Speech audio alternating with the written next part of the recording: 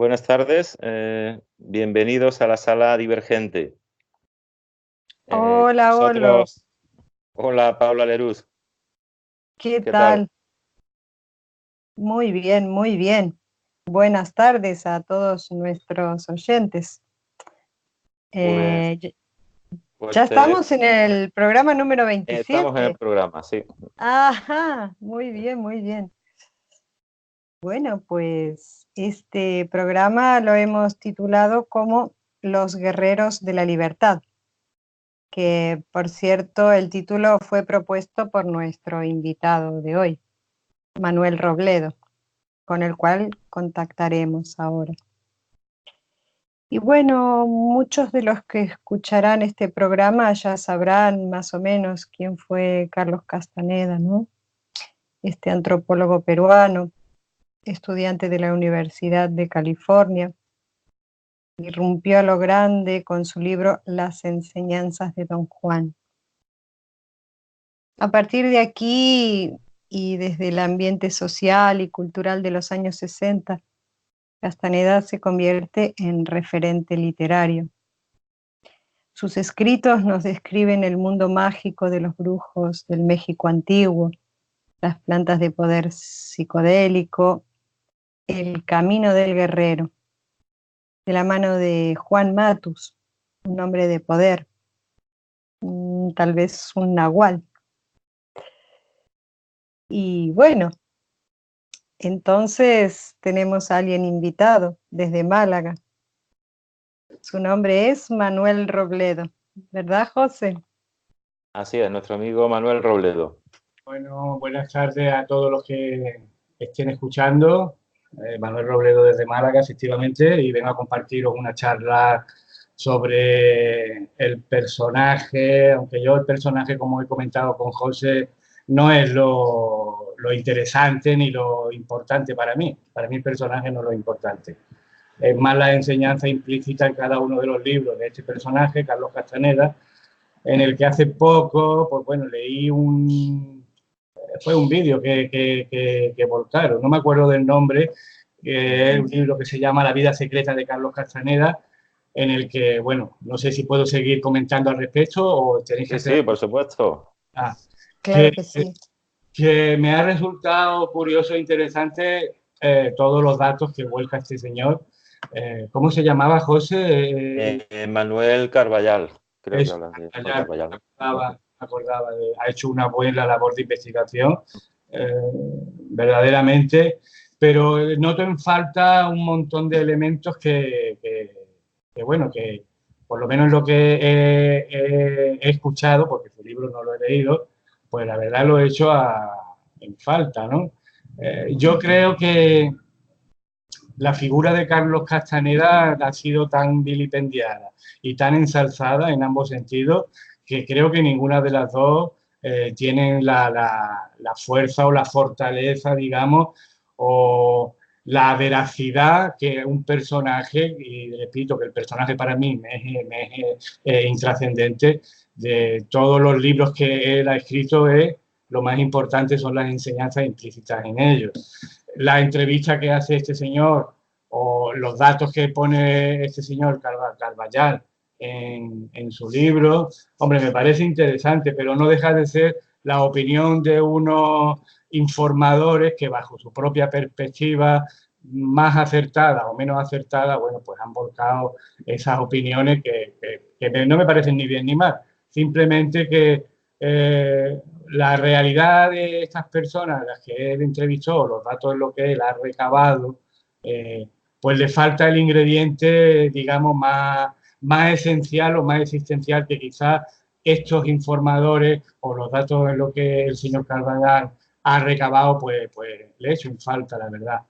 Desde luego Castaneda marcó un hito en su época, lo sigue marcando en su época, ha vendido millones de libros en todo el mundo, ha sido traducido a un montón de lenguas, ha influenciado en muchos aspectos de la cultura, tanto en la pintura, en la cinematografía, en la escritura, en la escultura, en muchos grandes artistas, pensadores creativos, y y por algo será, ¿no? Entonces creo que es simplemente hacer una puntuación al respecto, no se le hace justicia, aunque sea al personaje, cosa que al cual yo no le tengo ninguna devoción especial ni admiración, desde luego, pero sí como, digamos, un baluarte o un empuje hacia ese aspecto de nuestra existencia que tenemos muchas veces olvidado. Paula ha nombrado hace un momento lo que es el camino del guerrero,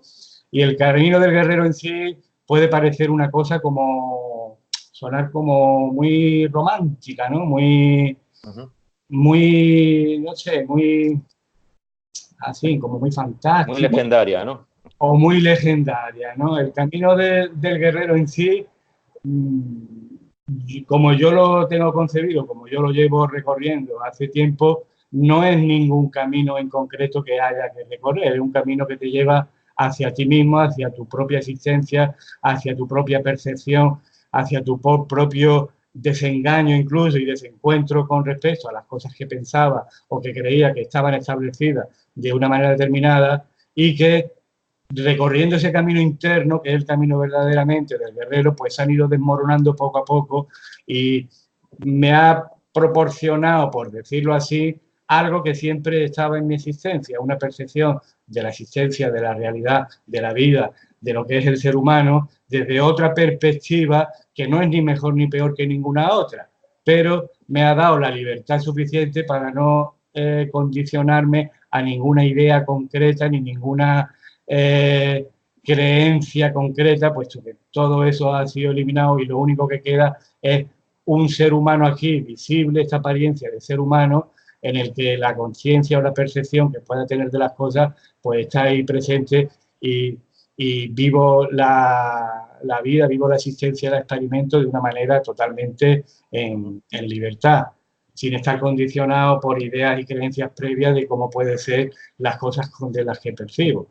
De hecho, las enseñanzas todo lo que es las enseñanzas que Castaneda plasma en sus libros no es nada nuevo, ni es nada que él haya inventado, ni es nada que él se haya imaginado, ni nada. Son enseñanzas ancestrales que vienen ya, se pierde casi en la noche de los tiempos. En uno de sus libros, don Juan precisamente le dice que estas enseñanzas provienen de, pues hará unos 10.000 años antes de Cristo, de la época tolteca, la época olmeca, toda la época esta precolombina, que hay registros, hay códices que están muy bien documentados, que ya hablan de todos los aspectos de las enseñanzas que plasma Carlos Castaneda en sus libros, que ya estaban registradas en estos códices. Es decir, antes que los españoles llegásemos a interrumpir, entre comillas, todo el desarrollo evolutivo y cultural y espiritual de esta civilización, de la Anahuaca, pues ya ellos tenían un bagaje cultural y espiritual bastante desarrollado, que los españoles en aquel momento no supimos comprender y dimos al traste y verdaderamente hicimos como una especie de aniquilación de una cultura que pervive hoy en día, porque el linaje de donde bebe Carlos Castaneda, a través de don Juan, no es solamente un linaje que existía, existen muchos linajes de nahuales que actualmente, digo, están en proceso evolutivo constantemente y de transformación, en el que están aportando mejoras a lo que es la existencia del ser humano y están, digamos, plasmando y estructurando de alguna manera, porque los chamanes, los nahuales, en concreto los toltecas, son seres muy pragmáticos, muy prácticos, que no dan por cierto o por hecho una cosa si no ha sido comprobada, ni dada por hecha, ni experimentada por algunos otros más, por lo cual se llega a, digamos, a un consenso o a una percepción o a una integración global de unas enseñanzas que actualmente siguen desarrollándose. Está totalmente viva. Entonces, este aspecto es muy desconocido dentro de lo que es la toltequidad, la Toltecayot. Hay muchas páginas sobre Toltecayot, unas enseñanzas profundísimas, y como digo, pues siguen su desarrollo evolutivo y cada linaje pues aporta cada vez pues, más aspectos de la existencia que previamente pues, habían permanecido desconocidas, incluso actualmente. Actualmente nosotros como seres humanos estamos evolucionando y como seres evolutivos nuestra percepción, nuestra existencia, nuestra conciencia sigue, digamos, ya llamar evolución, pero es que no es evolución en sí. Estamos quitando capas de conceptos, de creencias, de ideas, de pareceres que tenemos previamente de las cosas que nos han inculcado esa socialización que padecemos desde que nacemos. En todo esto se da en todo el mundo y que esa socialización nos hace percibir la existencia de una manera determinada y concreta. Cualquier cosa que no se amolde a lo que nos han dicho que son las cosas, pues tendemos a rechazarlas, a negarlas o incluso a vilipendiarlas. Cuestionarla está bien, porque el cuestionamiento siempre ayuda un poco a hacer una revisión, un repaso en el que los propios supuestos que cada uno se haya inmerso para revisarlo y seguir avanzando igualmente, seguir avanzando. El cuestionamiento positivo está bien, y lo admito y me pongo al alcance de cualquier persona o cualquier chamán, nahual, erudito o lo que sea que cuestione cualquier cosa que pueda proceder de este que os está hablando, porque me ayudará a seguir avanzando a mí también. Una cosa que ha sido muy mal interpretada en los libros de Castaneda es, pues bueno, pues el aspecto este del tema de las plantas y esto, que mucha gente, pues, de alguna manera se quedó colgada de este aspecto, con el tema este de romper los límites de la percepción, no solamente Castaneda. Aldous Huxley, no sé si, bueno, Aldous Huxley también habló un poco de eso, que Huxley era un usuario del LSD. Entonces, no es solamente Castaneda, pero Castaneda influyó más en más ámbitos, en más aspectos de la sociedad, de diferentes tipos de personas, de diferentes tipos no sé, de niveles de comprensión, niveles culturales, incluso nivel socioeconómico, en el que muchos fueron a buscar esas experiencias trascendentales a través de las plantas. Y el uso de las plantas, en el caso de Carlos Castaneda, fue motivado precisamente por la rigidez y por la solidez que tenía Carlos con respecto a la enseñanza que Juan, que no sé si es un personaje también ficticio o real, cosa que es que me es indiferente también, es la esencia del contenido de la enseñanza.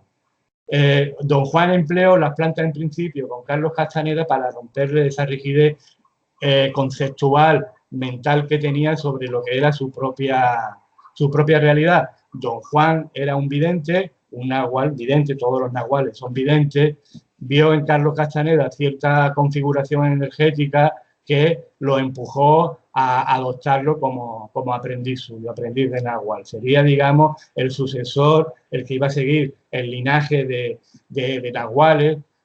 Quiero decir que don Juan en concreto era el número 27 de una generación de nahuales, o sea, habían pasado 27 generaciones antes de don Juan. Carlos iba a ser el nahual 28 de ese linaje, y vuelvo a repetir que es importante, hay muchos otros linajes de nahuales, todos beben de la misma fuente, lo único que la interpretación o el uso que hace de la enseñanza, cada nahual le da su propia impronta o su propio temperamento a las enseñanzas que le imparte a sus aprendices.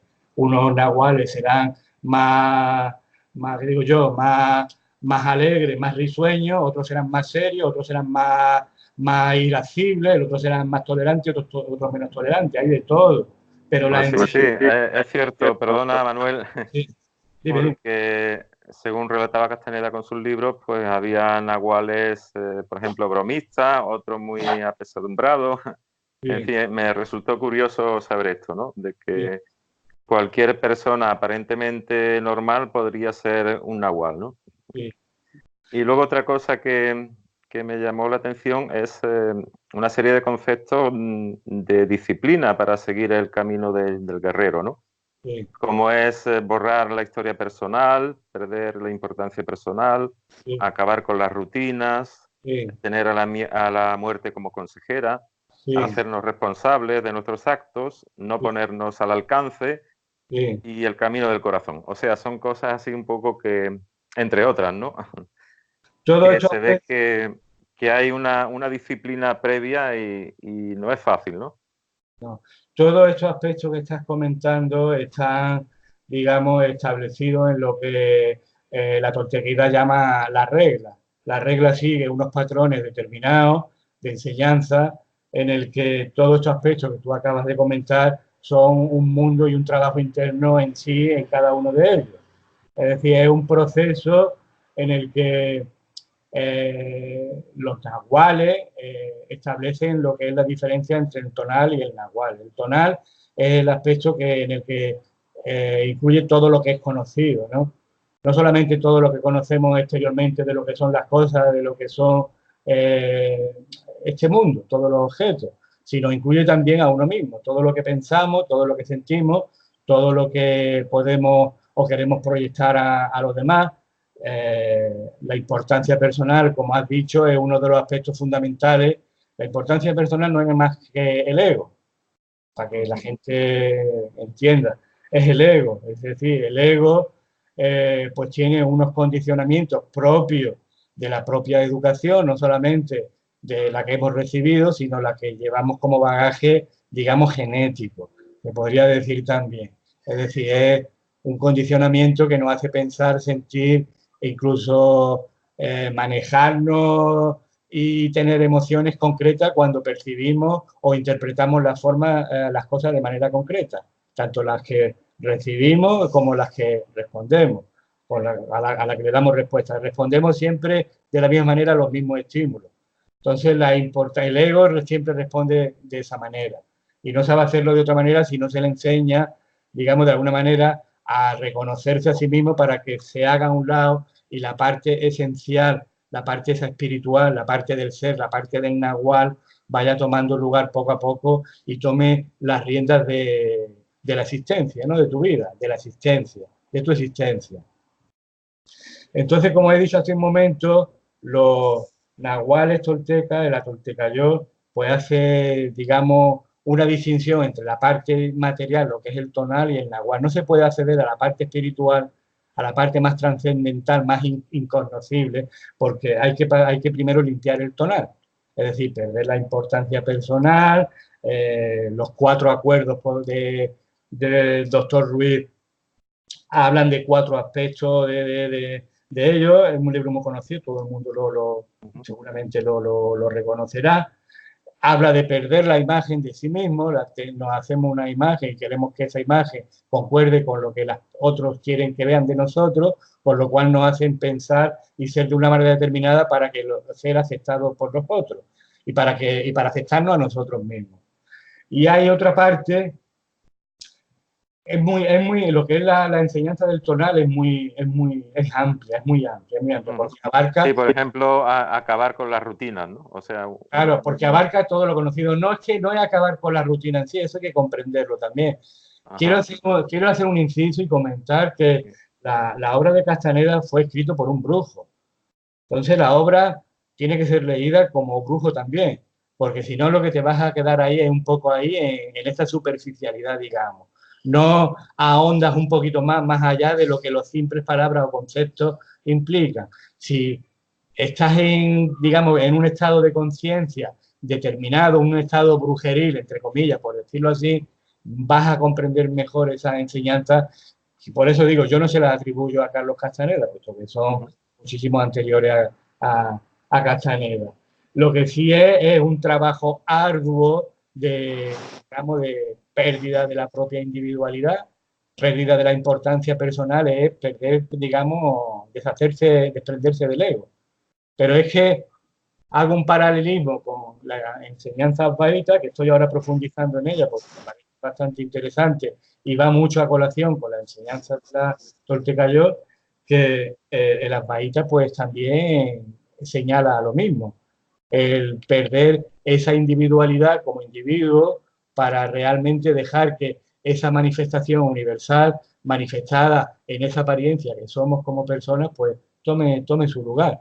La toltequidad es lo mismo, cuando pierdes la importancia personal, eliminas tu rutina, paras el diálogo interno, que es fundamental, eso el Advaita también lo dice, no tener, de parar el diálogo constante que tenemos, que nos están explicando las cosas y nos hace percibir las cosas conforme tal las estamos pensando.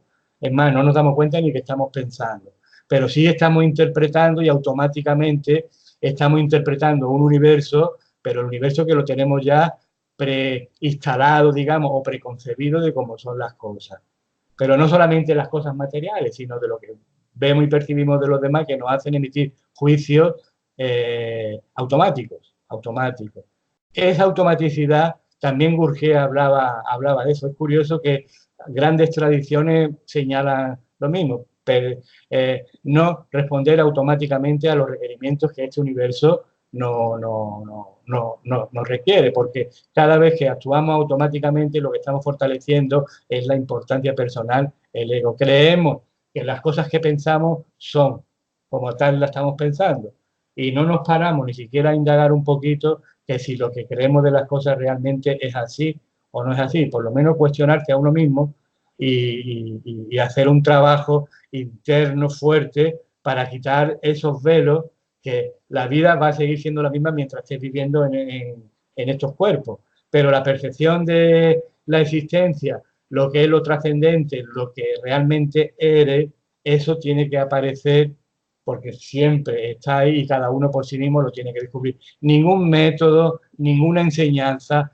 ninguna filosofía te va a dar las llaves, la clave o la varita mágica que te haga despertar como ser, porque toda la enseñanza, si están enfocadas en ese sentido o son tomadas en ese sentido, lo único que te hace es aumentar tu importancia personal, tu ego. Hay muchos aspectos en la sabiduría tolteca que verdaderamente la gente lo desconoce, no sé por qué, por la prensa que se le ha dado negativa a Carlos Castaneda, muchos no se han acercado a él, pero verdaderamente si quitan todos los prejuicios que se tienen al respecto, hay una enseñanza ahí profundísima que ayudaría al ser humano a ser más libre y a vivir la existencia de una manera más fluida, más libertad. Bueno. Paula, ¿tienes alguna pregunta? Sí, quería hacer una pregunta. ¿Tú crees que el chamanismo puede ser un reflejo válido de la existencia de la otra realidad, que sea superior evolutivamente en comparación al mundo ordinario? O sea, el mundo de la isla del Tonal, ¿no? Como decían los toltecas. Quería saber tu opinión personal. He conocido a nahuales, he conocido a chamanes, y chamanismo, hay muchos aspectos del chamanismo en el que muchos de ellos no profundizan en lo que es la realidad existencial del propio ser, no profundizan ahí, se quedan muy en la superficie, en lo que es la ceremonia, en lo que es la parte así que, bueno, que puede gustar, de cosas de trascendencia y esto, pero realmente el trabajo es un trabajo individual. El chamanismo tolteca en sí, si se puede llamar así, porque realmente no es chamanismo, es nahualismo. El chamanismo tolteca, aunque son nombrados en los libros de Castaneda, pues implica lo que es el camino del guerrero, que el camino del guerrero es una lucha consigo mismo. Es decir, no basta con pues participar en ceremonias de agradecimiento al sol o de temazcales y eso, cuando estás en esos líderes, digamos, pues te sientes la persona más maravillosa y más conectada del mundo, y cuando vas a tu realidad ordinaria, a tu vida cotidiana, pues estás igual. Ese no es el trabajo, y eso ocurre. Pero bueno, que no es ni bueno ni malo, ¿eh? Simplemente dar un toque de atención, que el trabajo es continuo, no es un trabajo solamente cuando vas a algún acto chamánico o alguna ceremonia chamánica, sino que el trabajo real está en lo cotidiano. De hecho, es permanente, ¿no?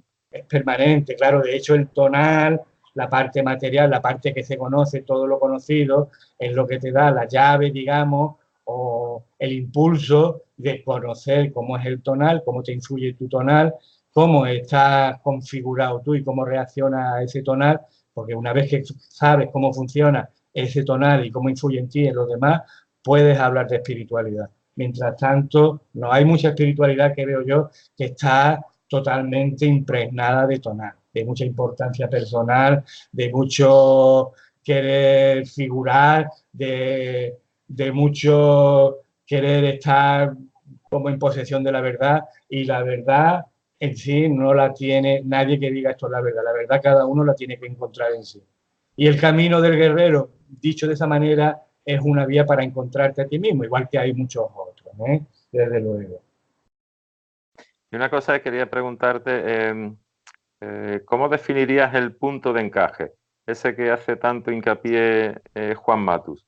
Sí, el punto de encaje a la vista de una persona normal parece algo inverosímil, desde luego, verosímil, algo increíble, algo como fantástico, ¿no?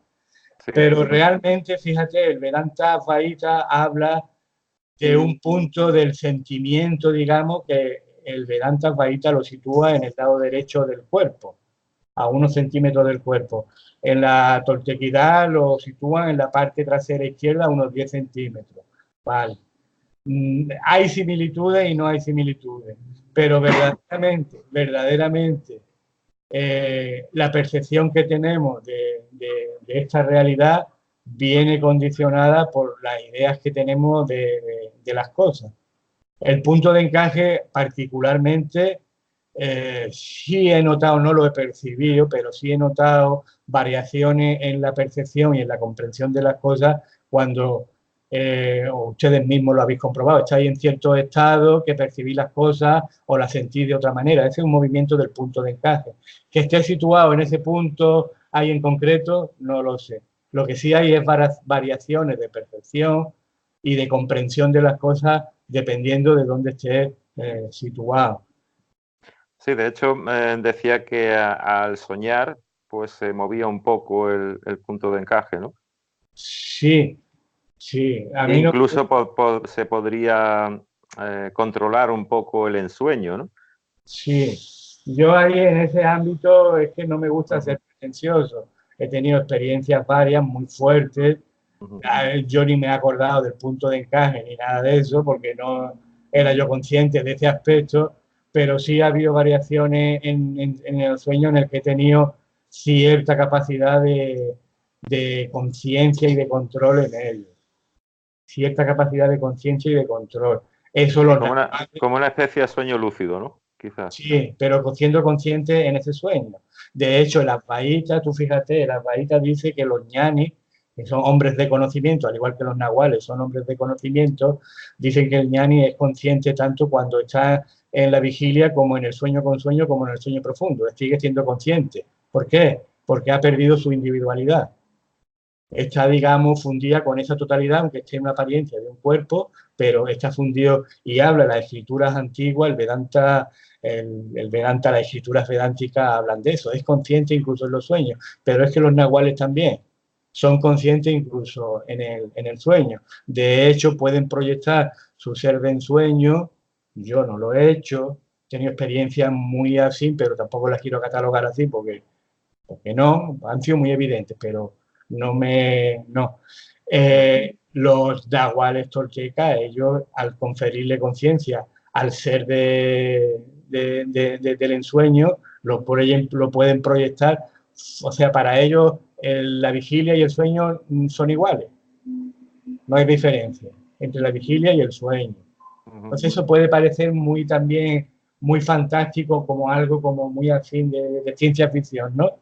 Sí, pero claro, y podría haber algún peligro, porque también nos advertía de peligros, ¿no? Pero es que para llegar a esos estados, previamente uno ha tenido que tener todo el recorrido, limpiar la isla del tonal, quitar todos los aspectos que hacen al hombre pesado, en cuanto a ideas, denso.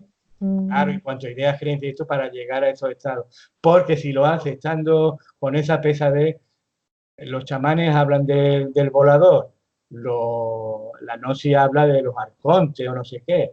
Sí, los seres inorgánicos, ¿no? El Vedanta Vaita no habla de eso, no lo señala, lo deja entrever, pero no habla, digamos, de manera evidente, ¿no? Sino que son, a ver, energías que tienen conciencia propia y que puede ser que nos estén utilizando para acceder a esos estados creyendo nosotros que somos nosotros los que accedemos.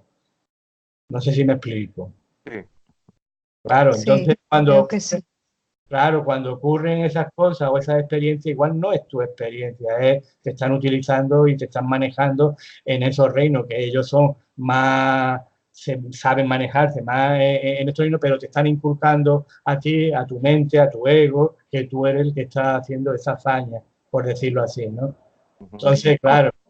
Como que con un cuerpo sutil puedes proyectarte en otro tiempo y espacio, o bien en otro lugar del planeta, y ellos usar eso. Claro, Algo claro, así. claro, pero es que hay indicadores en el momento que uno habla de eso y como si fuese, digamos, la estrella de un show, por ejemplo, hay muchos por ahí, pues yo a mí eso desconfío porque el que logra esa hazaña no la hace pública así, Claro. a no ser que sea con gente cercana y en círculo cerrado que está en la misma tesitura, en la misma etapa de autodescubrimiento, por decirlo así. Entonces, la parte esa, los nahuales dicen que la mente que tenemos no es nuestra, es una instalación foránea. Es que las bahitas dicen también lo mismo. Me llama mucho la atención. Cosa muy curiosa, sí. Me llama la atención. Y claro, el desinstalar esa instalación foránea, esa mente foránea, es acallarla y quitarle el protagonismo que todos los que están inmersos en todas estas corrientes espirituales pues creen tener. Porque el que ese ser o ese nahual no es protagonista de nada, es un espectador de la existencia, pero no es protagonista de nada. Por lo cual, es curioso ese aspecto en el que ambas tendencias, que son milenarias, señalan sobre eso y los peligros que tiene sobre eso. No peligro en real en sí a tu vida ni nada de eso, sino que tu ego, tu importancia personal se alimenta de una manera exponencial, vaya. Aunque tenga la capacidad de acceder a esos estados o a esas realidades, pero si es lo que la esencia que eres o lo que tú eres, por decirlo así, hacer esos estados no son así para digamos, Para la proclamar. evolución, digamos, ¿no? No son para proclamarlo a los cuatro vientos. Un verdadero maestro, digamos, es el que en silencio hace que las cosas se manejen. No va poniéndose medalla ni diciendo que yo hago esto, ni hago lo otro, ni no. Porque es el volador, estos voladores, estas mentes foráneas las que tienen la misma capacidad que nuestra mente natural, digamos. Pero claro, proyectado en esos niveles, en esos estados espirituales, parece que estamos alcanzando el cielo, pero igual después nos podemos encontrar con sorpresa cuando dejemos los cuerpos. De hecho, no es la primera vez que estamos aquí, hemos repetido muchas veces, y estas entidades o estas conciencias nos están utilizando de una manera, pero descarada, vaya. Y nos hacen volver porque su forma de vida, su forma de alimentarse es a través de las conciencias humanas ignorantes e inconscientes. Y es, digamos, el samsara, ¿no? Nos hacen creer que somos La seres, rueda, ¿no? La rueda. somos seres espirituales elevadísimos, pero nos están atrapando y vemos que esta sociedad va, digamos, evolucionando de una manera que esto va a ser cada vez más constante. Pero bueno, ahí estamos ahí en la lucha, en el camino del guerrero, precisamente. El guerrero, la única batalla que tiene es consigo mismo. La guerra es consigo mismo y es precisamente eso. Sí, sería el consigo mismo eligiendo el camino del corazón, ¿no? Que hay otro concepto Claro, así. curiosamente, el camino con corazón tolteca, la parte del Hidrayan, dicen el Vedanta Advaita, es la parte en la que puedes confiar. Fíjate, el Advaita dice el corazón y el tolteca dice el corazón también. Me imagino que todas las tradiciones dirán el corazón también, pero estos dos tendencias espirituales señalan directamente a eso como la parte en la que hay que confiar. Y que el volador o esa parte, digamos, que no nos pertenece, nos engaña y a veces creemos que estamos con el corazón y resulta que estamos actuando egoístamente.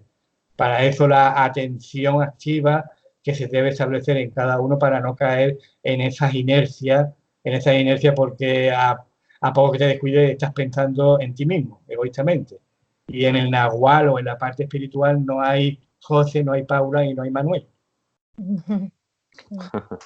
Estamos desintegrados en ese aspecto. Claro, Estaríamos... Ahora, una pregunta, Manuel.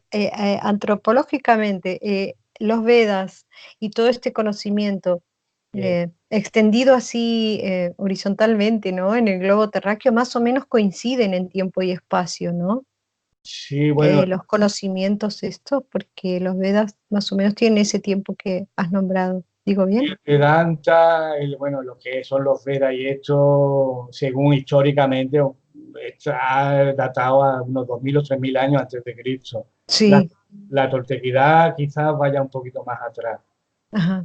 sea más antigua aún. En el Vedanta Vaita exigen linajes también de ñani, que van transmitiéndose el conocimiento de generación en generación, al igual que las grandes tradiciones, vaya.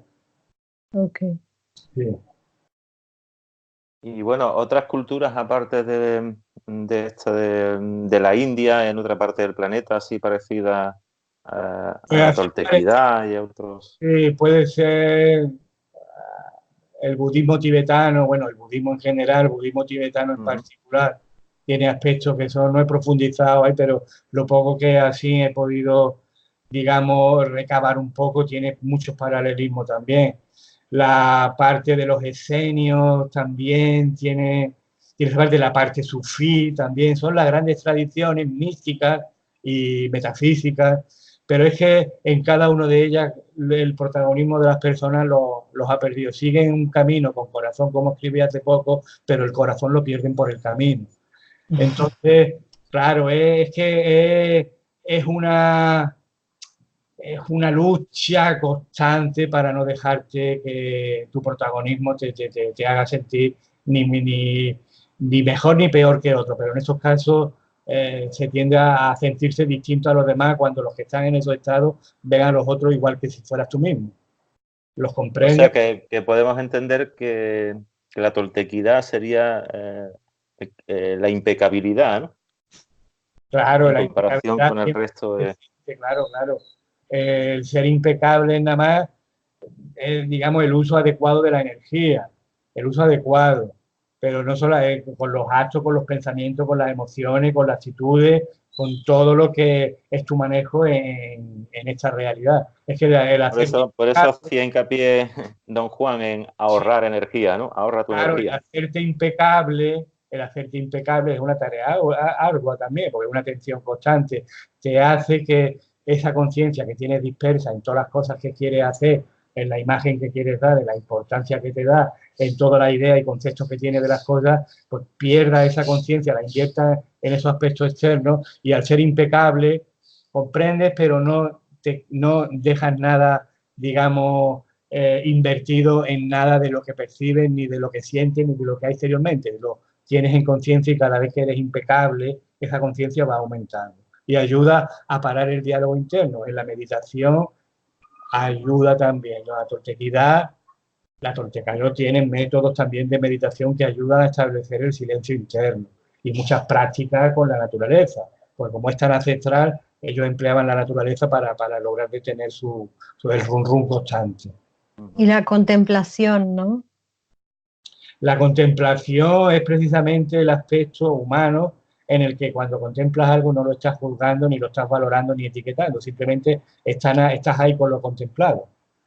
En la observación ocurre lo contrario. Estás diciendo, uy, qué bonito es esto, uy, mira, pues por allí es azul, por aquí. Entonces ya no estás en lo que estás en unión con eso que estás contemplando. Ya, y una última cosa así en la biografía de Castaneda, que sacó a relucir estos ejercicios parecidos a artes marciales llamados tensegridad. ¿Qué opinas sobre la tensegridad? Pues mira, la tensegridad alguna vez que otra admito que practico ejercicios de tensegridad. Es una forma de reordenar y de remover la energía. Hay escuelas de tensegridad, están repartidas por muchos lados del mundo, gente que sigue a Castaneda. Hay un libro de Castaneda que se llama Los Pases Mágicos, que son todos los ejercicios de tensegridad. Pero yo siempre vuelvo a lo mismo, como se haga, igual que el yoga, como se haga con un sentido de tener uno, sentirse uno importante por lo que está haciendo, pues la verdad, las energías que se mueven no dan el efecto o el resultado que deberían de dar. A nivel físico, a nivel anímico, a nivel de comprensión y de claridad, sí, pero a nivel espiritual, como pasa en el yoga, cuidado, pues no es, si se utiliza de esta manera, no da el resultado que tiene que dar. O sea, lo mejor sería utilizarlo uno mismo, ¿no? Sin compañía de otras personas, sin divulgación. Si practicas tensegridad con otro grupo de personas que vayan en la misma dirección, esa energía que se está generando se multiplica exponencialmente. Pero para eliminar precisamente la parte egoica, la parte de importancia personal que se tiene. Es energía que se recupera en conciencia, porque la tensegridad se podría asimilar al no hacer, porque no lo haces habitualmente. Entonces es como una forma de recuperar energéticamente con ciertos movimientos la conciencia que la tiene o bien solidificada, y esto ayuda a moverlo, y verdaderamente repercute en una claridad y en una mejor comprensión de uno mismo. Sí, porque digamos que nuestro cuerpo energético, ¿no? Se vería beneficiado con estos ejercicios. ¿Sería correcto? Claro, se ve el cuerpo energético y el cuerpo físico. Hay energías que no vemos, igual que no vemos la electricidad y hace efecto cuando encendemos una luz, pero no la vemos. Este tipo de energía es una energía vital de cada uno, que las bajitas, la nombre también hace mucho hincapié en ella. La energía vital, cuando es pura y limpia, ayuda a que tu conciencia sea más clara y más despierta. Entonces la atención que pones en ti mismo se vuelve como más pura, más activa, más fluida, y eso es acumulable. Es decir, cada vez te haces más consciente de ti mismo, cuando es utilizado de esa manera. Cuando remueve esa energía que te está haciendo que cuando están solidificadas o son, entre comillas, viciadas o impuras, te hacen percibir las cosas de una manera, percibir a lo otro y percibirte a ti mismo, de manera errónea y equivocada, como un individuo que eres, digo yo, el centro del mundo. Y no. Estas cosas hay que utilizarlas de manera adecuada, y cuando se juntan varios que van con el mismo propósito, como digo, esa energía es exponencial. Por supuesto. Bueno, pues... Qué bien. No sé si a algún oyente le ha gustado este programa y le gustaría profundizar más. ¿Qué se le podría aconsejar? ¿Que investigue por él mismo, solo él, empezar por Castaneda o varias cosas a la vez en relación a estos temas? Hombre, el que tiene una inquietud ya de por sí natural, de conocerse a sí mismo, de ser mejor persona, de evolucionar, de mejorarse a sí mismo, ve una pérdida de tiempo, y hago un inciso en esto, el querer mejorar el mundo sin mejorarse uno primero. Eso lo veo absurdo, vaya, porque es una pérdida de energía total. Pero cualquiera que quiera profundizar y que tenga ese impulso, pues mira, que sí, las enseñanzas de la toltequidad, no solamente los libros de Castaneda, hay otros autores que también profundizan de manera bastante precisa. ¿Alguno que te venga a la mente? Hay uno que se llama Fran Díaz, que es muy vilipendiado. Toda cosa que sale así siempre le pegan palos, porque es, digamos, romper las estructuras establecidas sociales y espirituales, incluso de lo que la gente quiere o tiene expectativa en conseguir. Y resulta que en el camino del guerrero no hay expectativa ninguna, porque como hay expectativa, y con perdón, las cagas. Claro. Igual que en el Vedanta Advaita, como vayas como en expectativa de liberación, de iluminación y esto, las has cagado igualmente. Más apego todavía. Claro, porque el individuo ahí, en un sentido o en otro, tiene primero que, digamos, reconocerse, recomponerse adecuadamente y sanamente y después darte cuenta de que tú no eres la persona esa que te han hecho o que crees ser. Ese es un proceso arduo. Y tanto la enseñanza de Don Juan vista desde esa perspectiva brujeril, de brujo, pues te da ese toque y ese impulso, digamos, o esa suma para que tú vayas más allá. Y el Vedanta Advaita igual, al igual que el budismo, o al igual que la enseñanza esenia o el sufismo. Y claro, cada uno, digamos, capta o resuena mejor con aspectos de crecimiento espiritual que más le resuenan con lo que es su alma, digamos, su espíritu, que es lo que busca realmente. Es decir, que no es mejor ni la Advaita, ni la tortequidad, ni el sufismo, no es nada mejor que nada, simplemente que cada ser vibra con lo que realmente le puede aportar ese plus de libertad o incluso esa libertad total, como es el título de esta charla, en la que de todo estamos ahí, digamos, entre comillas, buscando. ¿Sería muy difícil encontrarnos con un nahual actualmente? El nahual te tiene que encontrar a ti. Ah, tiene que ser al inverso, ¿no? Sí. Curioso. Sí. El nahual se mueve por impulso, por el infinito, por el universo, por esa conciencia infinita que es la que marca, como le pasó con Don Juan, que además son videntes, la gran mayoría son videntes, ven las configuraciones energéticas y saben que ese puede ser un... Pero tú si vas a buscarlo, es muy raro que lo encuentres. Y más ahora que está tan viciado y hay tanta... Ahora mismo en México hay nahuales a porrillo, pero lo único que quieren es Claro. el tema material y claro, no tiene nada que ver con eso. De hecho, Don Juan no le pidió ninguna compensación económica a Carlos, le dijo, no, lo único que quiero es tu tiempo, tú fíjate. Y Carlos le quería pagar, no, yo te pago, no, lo único que quiero es tu tiempo. Ese es el nahual. Entendido, perfectamente. Y el ñani hace lo mismo, no te pide nada a cambio, sino te pide tu tiempo. No te pide Tu atención, tu energía, ¿no? Sí, sí. Muy bien. Pues hay una frase que me llama la atención y es, un guerrero vive de actuar, no de pensar en actuar, ni de pensar qué pensará cuando haya actuado. Sí, es buenísimo. Oh, muy bueno. Es buenísimo. Es buenísimo.